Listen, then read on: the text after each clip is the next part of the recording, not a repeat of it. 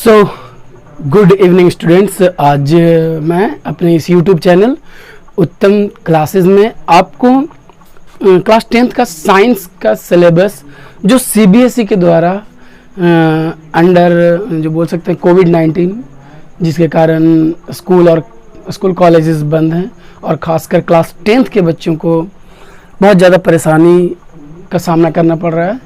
तो सीबीएसई ने चेंजेस किए हैं, कुछ सिलेबस में कटौती किया है, कुछ रिडक्शन हुआ है टॉपिक में और किसी तो चैप्टर को ही हटा दिया गया है। सो आज मैं इसी टॉपिक के बारे में बात करूंगा और इस वीडियो में मैं आप साइंस के बारे में बताऊंगा कि साइंस के किस किस चैप्टर को सीबीएसई ने हटाया है और या किस किस टॉपिक को हटाया है।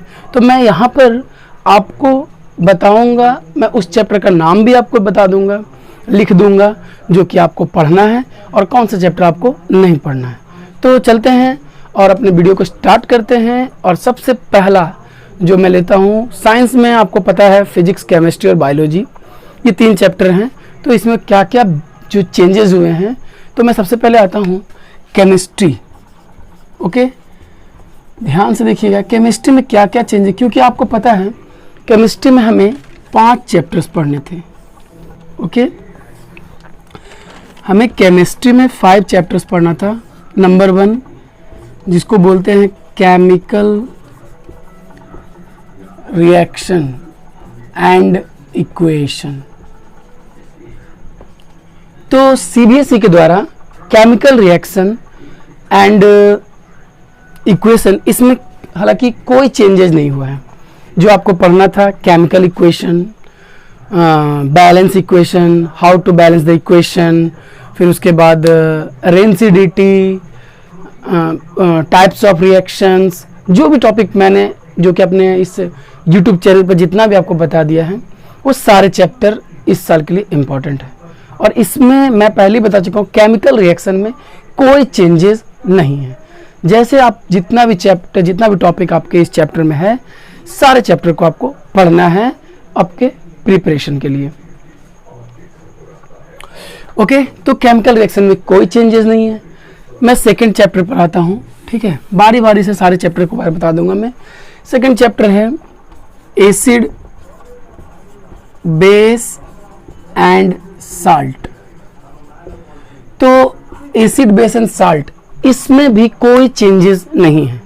जैसे कि आपको एसिड के बारे में पढ़ना है, प्रॉपर्टी ऑफ एसिड के बारे में पढ़ना है, फिर बेस के बारे में पढ़ना है, प्रॉपर्टी ऑफ बेस के बारे में पढ़ना है, यूनिवर्सल इंडिकेटर के बारे में पढ़ना है, पीएच स्केल के बारे में पढ़ना है, साल्ट के बारे में पढ़ना है और ब्लीचिंग पाउडर, उसके बाद और बहुत से साल्ट है, NaOH, बहुत से साल्ट हैं, इन सब के बारे में पढ़ना है। Overall there is no any reduction in this chapter. इस चैप्टर में भी कोई रिडक्शन नहीं है। जो आपने पढ़ा है या जो आप पढ़ने वाले हो या पहले से जो था वही इस चैप्टर में। ओके, तो मैं पहले ही बता चुका हूँ कि मैं उस टॉपिक को लिख दूंगा जो कि पढ़ना है। तो आप पहले से ही पता है कि केमिकल रिएक्शन एंड इक्वेशन में क्या पढ़ना है, फिर क्या उसको बोलते हैं एसिड, बेस एंड साल्ट में क्या पढ़ना है, तो वो आपका हो चुका है। तो थर्ड चैप्टर के बारे में बात जिसमें कि चेंजेस हुआ है, तो आप ध्यान दीजिएगा। थर्ड चैप्टर जो है मेटल्स एंड नॉन मेटल्स। तो स्टूडेंट ध्यान दीजिएगा, मेटल और नॉन मेटल्स में जो चैप्टर पढ़ना है, ठीक है, उसमें आप पहले ही जानते हैं, पहले आपको मेटल, नॉन मेटल के बारे में पढ़ना था। तो मैं उस चैप्टर को लिख रहा हूँ, उस टॉपिक को लिख रहा हूँ जो टॉपिक आपके लिए पढ़ना है, आपको ये इंपॉर्टेंट है।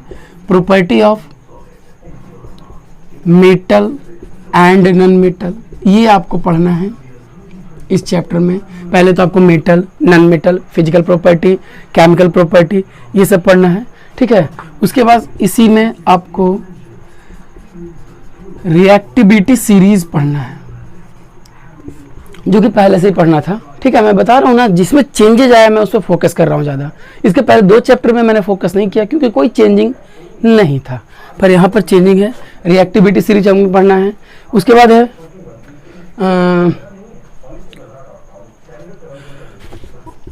फॉर्मेशन एंड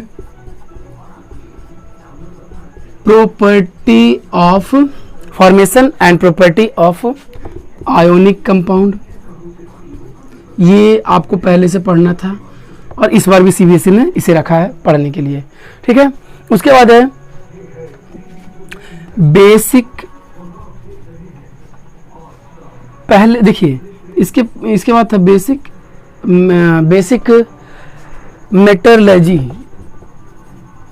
मेटलर्जिकल प्रोसेस, जो कि आपको पहले पढ़ना था। मैं इसको अंडरलाइन इसलिए कर रहा हूँ कि ये आपको पढ़ना नहीं है इस बार इसको हटा दिया गया सीबीएसई से। फिर कॉरिजन एंड इट्स प्रिवेंशन, ये भी आपका टॉपिक था, इसको भी हटा दिया गया है। तो ओवरऑल मैं इसको बेकार ही लिख दिया। इतना ही आपको पढ़ना है इस साल के लिए। मेटल और नॉन मेटल में था आपका बहुत सा टॉपिक ऐसा था, मेटलर्जिक प्रोसेस था, उसमें आपको एक्सट्रैक्शन था, मेटल का एक्सट्रैक्शन कैसे किया जाता है, तो वो सारे टॉपिक को इस बार सीबीएसई ने हटा दिया है। तो सिंपल है, मेटल नॉन मेटल में property of metal and non metal, reactivity series आपको पढ़ना है, formation of and property of ionic compound, बस आपको इतना ही इस चैप्टर में पढ़ना है, जो कि आपके लिए बहुत ही खुशी की बात है। क्योंकि जहाँ तक बात है तो इसके बाद का जो टॉपिक था बहुत ही ज़्यादा बोल सकते हैं कि थोड़ा हमें उसे बहुत ज़्यादा समझना होता है, लेकिन उसको सीबीएसई ने हटा दिया है। ओके, तो ये इतना टॉपिक पढ़ना था मेटल और नॉन मेटल में। अगर आपको इंपॉर्टेंट लगता है तो इसमें नोट डाउन कर लीजिए। उसके बाद मैं 4th चैप्टर पर जो नेक्स्ट चैप्टर है उसके बारे में बात करूँगा। चलिए, आपने लिख लिया होगा। इसके बाद आते हैं जो कि बहुत ही इंपॉर्टेंट चैप्टर था, कार्बन, जिसको कि आई थिंक सीबीएसई को उतना ज़्यादा रिडक्शन नहीं करना चाहिए था। कार्बन एंड इट्स कंपाउंड एक बहुत ही इम्पॉर्टेंट चैप्टर था, ये क्लास 10th के लिए बहुत इंपॉर्टेंट चैप्टर था, क्योंकि एक बेस तैयार होता है ये 11th 12th के लिए। बट इसमें जो टॉपिक को आपको पढ़ना है इसमें जो पढ़ना है covalent bonding in carbon compound, ये टॉपिक आपको पढ़ना है। जैसे कि देखिए मैं जानता हूँ कार्बन के बारे में पढ़ना है, और कार्बन का एक कोवैलेंट बॉन्डिंग का होता है, मतलब कार्बन का जो कंपाउंड होता है उसमें कोवैलेंट बॉन्डिंग का जो बारे में पढ़ना है, उसको आपको इस बार पढ़ने के लिए दिया गया है। उसके बाद एक जो पढ़ना था पहले ही, वर्सेटाइल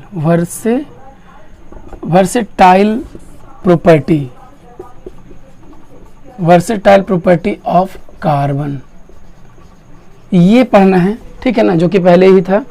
इसका जो वर्सेटाइल नेचर होता है कार्बन का वो, और इसके बाद होमोलोगस सीरीज, स्टॉप, बस यही तक पढ़ने के लिए दिया गया है, ठीक है। और इसके बाद saturated hydrocarbon, unsaturated hydrocarbon, nomenclature of carbon compound, shop and detergent, मतलब कि कहने का मतलब chemical property of carbon, ethanol, methanol, functional group, बहुत सा ऐसा टॉपिक पढ़ना था जो कि इस बार हटा दिया गया है। ओनली 1 2 3, मैं देखिए बता रहा हूँ ना, बस ये 2 और 3, बस ये 3 टॉपिक को पढ़ने के लिए आपको दिया गया है।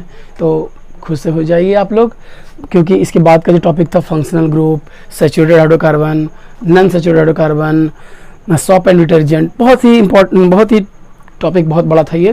तो सीबीएसई ने इस बार इसको हटा दिया है, और मात्र ये 3 टॉपिक को ही पढ़ना है आपको। ध्यान दीजिएगा, मैं जो बोर्ड पर लिख रहा हूँ ये टॉपिक सिर्फ आपको पढ़ना है। ओके, तो इसको भी आप नोट डाउन कर लीजिए।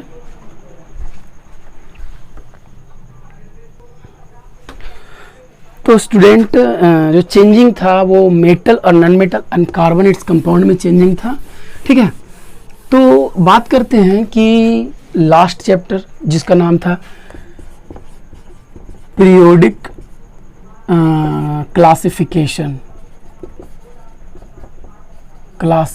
तो इसमें भी मैं बोल सकता हूँ नो चेंजेज, ठीक है, इसमें कोई चेंजेस नहीं। जैसे आपको पढ़ना था कि needs for classification, yearly attempt of classification of element, ये पढ़ना था आपको, मॉडर्न पीरियोडिक टेबल, मेंडलीव का पीरियोडिक टेबल पढ़ना था, फिर क्या बोल सकते हैं, ग्रेडेशन एंड प्रॉपर्टी, उसके वैलेंसी के अनुसार, उसके नंबर, एटॉमिक नंबर के अनुसार, बहुत सा टॉपिक था। तो वो जितना भी टॉपिक है वो सब आपको इस मतलब इस सेशन में आपको पढ़ना है। तो मेन जो चेंजेस हुआ है वो मैंने आपको बोर्ड पर लिख दिया था, मेटल और non metal and carbon compound. बाकी first chapter, second chapter and last chapter में कोई चेंजेस नहीं है। ओके, तो ये था केमिस्ट्री का बात। अब हम बात करेंगे बायोलॉजी का। बायोलॉजी में क्या चेंजेस आया है, मैं पहले ही बता रहा हूँ, मैं उस चीज़ के बारे में बता रहा हूँ जो चेंजेज, जिस चैप्टर में चेंजेज आया है मैं उसके टॉपिक को आपको लिख देता हूँ। तो जहाँ तक बायोलॉजी का सवाल है, ठीक है ना, तो फर्स्ट चैप्टर जो आपको पता है, फर्स्ट चैप्टर क्या था, लाइफ प्रोसेसेस। तो लाइफ प्रोसेसेस का जितना भी टॉपिक था, excretion, transport, respiration, digestion, blood, मतलब बहुत सारे टॉपिक था, जितना भी टॉपिक है वो सारे टॉपिक को रखा गया है, किसी को भी हटाया नहीं गया है। इट मीन्स फर्स्ट चैप्टर में कोई भी चेंजेस नहीं है, ठीक है। बायोलॉजी का फर्स्ट चैप्टर जो है life process, there is no any changes, कोई चेंजेस नहीं किया है।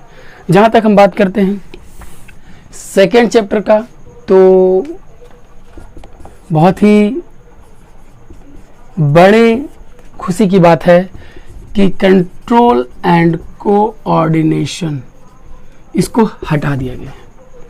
ओके, कंट्रोल एंड कोऑर्डिनेशन आपके इस 2020 टू 21 के सेशन में नहीं पढ़ना है। तो ये बहुत ही बड़ा बात है, बहुत ज़्यादा स्टूडेंट बहुत खुश होंगे कि इस चैप्टर को हटा दिया गया है। ये चैप्टर है ही नहीं आपके बायोलॉजी के इस सेशन में। ओके, तो आप लोग बहुत खुश हो रहे होंगे। थर्ड चैप्टर के बारे में मैं बात करूं तो आई थिंक वो चैप्टर जो है उसका नाम है हाउ डू ऑर्गेनिज्म रिप्रोड्यूस। तो ये चैप्टर तो ख़त्म कर दिया गया, इसको तो एकदम हटा दिया गया है, इसमें से क्वेश्चन आने वाला। इसको हाउ डू ऑर्गेनिज्म रिप्रोड्यूस, तो इस चैप्टर को वैसे इसमें भी कोई चेंजेस नहीं है। जो टॉपिक आपको पढ़ना था वो टॉपिक आपको पढ़ना ही है। ओके, तो इसमें भी कोई चेंजेस नहीं है। जहाँ तक बात करते हैं फोर्थ चैप्टर, ओके, तो फोर्थ चैप्टर जो है जिसका नाम था हेरिडिटी एंड इवोल्यूशन।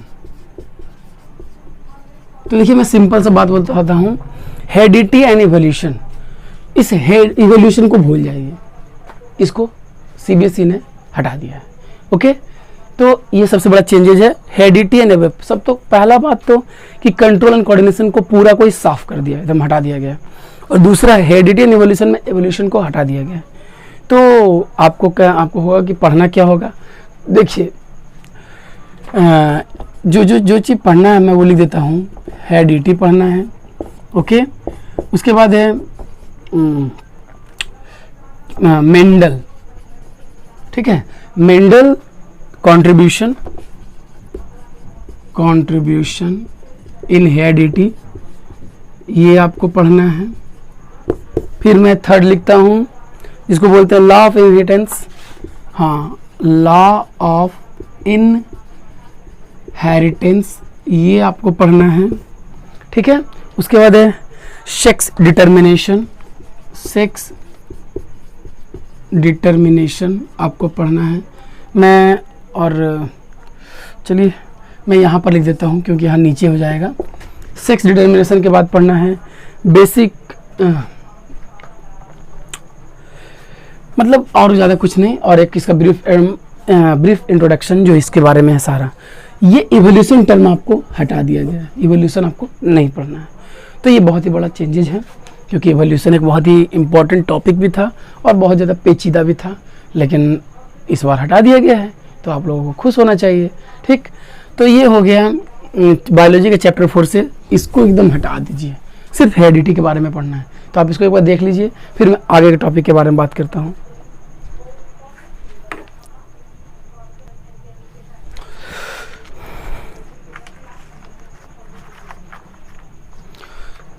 ये तो था हेरिडिटी के बारे में। अब आगे बायोलॉजी का 2 चैप्टर और है, जो था 5th चैप्टर, जिसका नाम था आवर इन्वायरमेंट। ओके, तो आवर इन्वायरमेंट का चैप्टर में कोई चेंजेज नहीं है। ओके, नो चेंजेज, इसमें कोई चेंजेज नहीं है।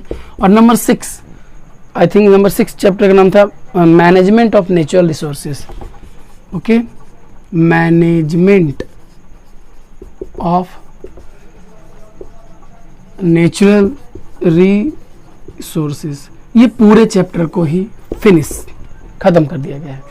ओके, तो ये चैप्टर में कोई चेंजेस नहीं और इस चैप्टर को पूरा का पूरा खत्म कर दिया गया है। तो ये आपके लिए बहुत ही अच्छी बात है, अब ये चैप्टर आपको नहीं पढ़ना पड़ेगा। ठीक है, तो ये था बायोलॉजी का चेंजेस। मैंने आपको पहले बताया बायोलॉजी का first chapter life process, no changes. Second chapter control and coordination है ही नहीं, उसको रिमूव कर दिया गया, whole chapter has been removed, control and coordination. Third chapter how do organism reproduce, वैसे के वैसे उसमें कोई चेंजेस नहीं है। हेरिडिटी एंड एवोल्यूशन में हेरिडिटी तो आपको पढ़ना है, पर एवोल्यूशन को हटा दिया गया है। ओके, जो एवोल्यूशन का जितना भी बेसिक था सबको हटा दिया गया है। उसके बाद है आवर इन्वायरमेंट, ये वैसे ही है, उसमें कोई चेंजेस नहीं है। And management of natural resources, इसमें चेंजिंग क्या करें, चैप्टर को ही खत्म कर देते हैं। ठीक है, ये चैप्टर है ही नहीं। तो ये हो गया आपका, जिसको बोला जाता है बायोलॉजी। और अब लास्ट जो लास्ट है वो है फिजिक्स। तो फिजिक्स में क्या क्या चेंजेज आएंगे, ठीक है, तो बहुत बड़े चेंजेस फिजिक्स में भी किया गया है। ठीक है, सबसे पहला बात तो अगर हम फर्स्ट चैप्टर को लें, फर्स्ट चैप्टर का जो नाम था वो था इलेक्ट्रिसिटी। ठीक है, तो इलेक्ट्रिसिटी में कोई चेंजेज नहीं है, जितना बताया गया है या जितना पढ़ना था हमें उतना ही पढ़ना है। तो इलेक्ट्रिसिटी में कोई चेंज नहीं है। सेकंड चैप्टर, तो सेकंड चैप्टर है जिसका नाम है मैग्नेटिज्म, इसको बोल सकते हैं magnetic effect of electric current, magnetic effect of electric current. ठीक है,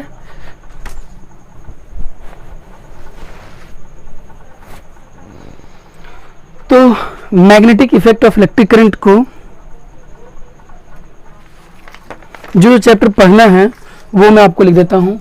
देखिए यहाँ पर मैं आपको सारा टॉपिक लिख देता हूँ, कौन कौन सा चैप्टर पढ़ना है हमें magnetic effect of electric current में। तो देखिए, पहले तो जैसे कि मैंने अपने वीडियो में बताया है, मैग्नेटिक फील्ड के बारे में पढ़ना है, वो आप पढ़ लीजिएगा।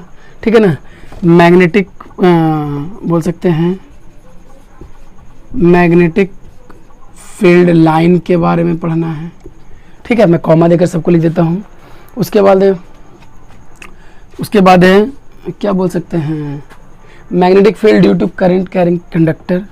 हाँ, तो field due to current carrying conductor, इसके बारे में फिर मैं ऊपर लिख देता हूँ, थोड़ा सा नीचे का प्रॉब्लम है। Field due to current carrying conductor. उसके बाद है फिर बोल सकते हैं फील्ड ड्यू टू सोलेनॉइड, इसके बारे में भी आपको पढ़ना था, तो ये भी है। फिर फोर्स ऑन, क्या बोल सकते हैं, force on current carrying conductor. हाँ, करंट कैरिंग कंडक्टर, इसके इन सब मैं जो भी यहाँ पर लिख रहा हूँ इन सब के बारे में आपको पढ़ना है। ठीक है ना। उसके बाद है फ्लेमिंग लेफ्ट हैंड रूल था, वो पढ़ना है। And last electric motor. ठीक है, तो इन सब टॉपिक के बारे में आपको पढ़ना है, बाकी सबको हटा दिया गया है। Magnetic effect of electric current आपको पढ़ना क्या है, तो मैंने यहाँ से स्टार्ट किया था। Number 1 magnetic field, number 2 magnetic field line, number 3 field due to current carrying conductor. Number 4, field due to solenoid. Number 5, force on conductor, current carrying conductor. Number 6, Fleming left hand rule. And number 7, electric motor. और इसके बाद जो भी topic था आपका induction, ठीक है ना, इंड्यूस करंट और electromagnet, AC, DC, advantage of AC, इन सब को हटा दिया गया है. Only these topics are selected for class 10th students. Okay, तो ये आप राइट डाउन कर लीजिए और इसके बाद मैं आपको आगे का टॉपिक बताऊंगा. तो इलेक्ट्रिसिटी को में कोई चेंजेस नहीं और मैग्नेटिक इफेक्ट में ये सब चेंजेस, मतलब इतना को आपको पढ़ना है और बाकी आपको नहीं पढ़ना है. उसके बाद है थर्ड चैप्टर. कौन सा थर्ड चैप्टर है ही नहीं. It means source of energy को हटा दिया गया है. सोर्स ऑफ एनर्जी का चैप्टर फिनिश, खत्म. इसको आपको नहीं पढ़ना है. ओके, उसके बाद है सोर्स ऑफ एनर्जी के बाद आई थिंक फोर्थ चैप्टर जो है वो है रिफ्लेक्शन. तो इसमें कोई चेंजेस नहीं, ये आपको पढ़ना है. देखिए इसको रिमूव है तो इसको लिखना ही नहीं चाहिए, ठीक है. ये रिमूव, इसको नहीं पढ़ना है. सोर्स ऑफ एनर्जी, रिफ्लेक्शन, ये चैप्टर आपका कोई चेंजिंग नहीं, इसको आपको पढ़ना ही है और अच्छे से पढ़ना है. फिर नंबर 5 एक रिफ्रैक्शन है आपका चैप्टर. इट मीन्स लाइट में ये दोनों चैप्टर आता है, ठीक है. तो लाइट के ये दोनों टॉपिक आपको पढ़ना है. लाइट में ही एक और चैप्टर आता है जिसको बोलते हैं ह्यूमन आई. ह्यूमन आई, ठीक है. उस ह्यूमन आई चैप्टर से चैप्टर को ही ख़त्म कर दिया गया है, ठीक है. मैं जो बात कर रहा हूँ वो सारा का सारा टॉपिक को ख़त्म कर दिया गया है.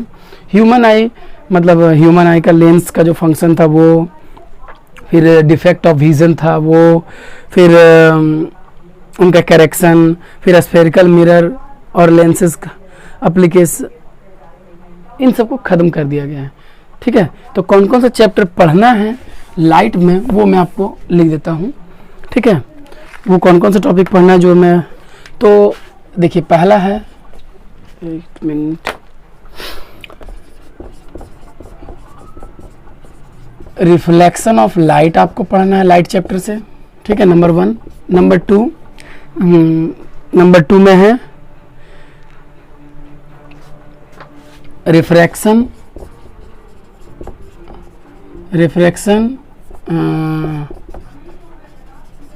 थ्रू प्रिज्म, ये आपको पढ़ना है, ठीक है. उसके बाद है डिस्पर्सन ऑफ लाइट, क्योंकि डिस्पर्सन